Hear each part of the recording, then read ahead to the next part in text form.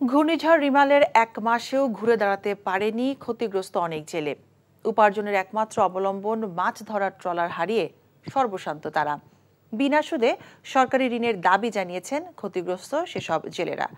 বরগুনা থেকে সোহেল হাফিজের পাঠানো রিপোর্ট। ঘূর্ণিঝড় রিমালের তাণ্ডবে বিধ্বস্ত মাছ ধরার ট্রলার এফবি লিমা। ধ্বংসস্তূপ হয়ে ডুবে আছে বিষখালী নদীর অথই জলে। এখন জন্ম সনদ দিয়ে খোলো বিকাশ স্টুডেন্ট অ্যাকাউন্ট, নিজের বিকাশ নিজে কর। ট্রলারটির সাথে সাথে তছনছ হয়ে গেছে ট্রলার মালিক খলিল মীরের বেঁচে থাকার স্বপ্ন। রাস্তায় দাঁড়াই দেখছি, কিন্তু কোনো কিছু করণীয় হলো না। বহুত লোক ছিল এই নদীর পাশে দাঁড়ানো, কিন্তু কোনো লোক এই সাইডে নামতেও পারে না, কোনো কিছুই করার ছিল না। শুধু পাড়ে দেখছি খুললে লই যাইতেছে। শুধু এফবি লিমা নয়, ঘূর্ণিঝড় রিমালের তাণ্ডবে বরগুনায় ছোট বড় সব মিলিয়ে 2 শতাধিক ট্রলার ক্ষতিগ্রস্ত হয়েছে। পায়রা, বলেশ্বর ও বিষখালী নদীর তীরে ছড়িয়ে ছিটিয়ে রয়েছে এসব ট্রলারের অংশ বিশেষ। বিনা সুদে সরকারি ঋণ না পেলে ঘুরে দাঁড়ানোর কোনো উপায় নেই বলে জানিয়েছেন এসব ট্রলার মালিকরা। মারা গেল, মেরুদণ্ডের একটা হাড্ডি পুরো থেকে ওইভাবে আছে, ওটা মানে মেরামত করে নতুনভাবে সারার মতো কিছু নেই, ওটা পূর্ণাঙ্গভাবে নতুনভাবে করতে হবে। আমাদের 100 জেলে পরিবার এখন নিঃস্ব। একটা ট্রলারের প্রতি অন্তত 10-12টা ফ্যামিলি বাঁচতে থাকে।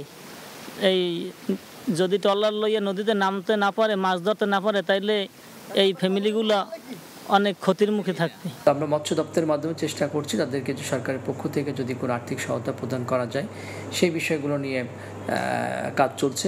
বরগুনা জেলা মৎস্যজীবী ট্রলার মালিক সমিতির তথ্য মতে জেলায় মাছ ধরার প্রায় 3000 ট্রলার রয়েছে, আর জেলে রয়েছে প্রায় 45,000। সোহেল হাফিজ, এনটিভি নিউজ, বরগুনা। আমি মনে হয় তোমারে ভালোবাসি, মনে হয় না, আসলেই ভালোবাসি।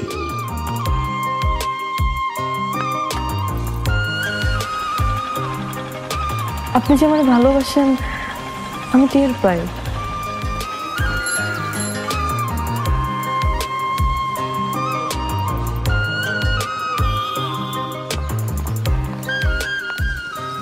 বুকের বাম পাশে যে ব্যথাটা হয়, ওই ব্যথাটার কাছে প্রশ্ন করে দেখো না, ভালোবাসো কিনা।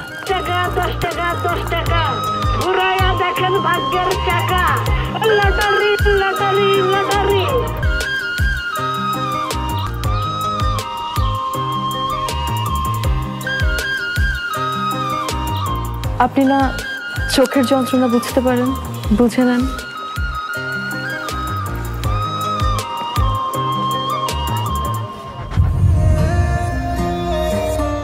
কিন্তু পুরো জগৎ মিথ্যা বলতে পারে, মানুষের চোখ কিন্তু কখনো মিথ্যা বলে না।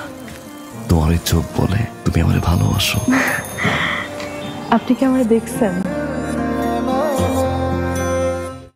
এখন জন্ম সনদ দিয়ে খোলো বিকাশ স্টুডেন্ট অ্যাকাউন্ট, নিজের বিকাশ নিজে কর।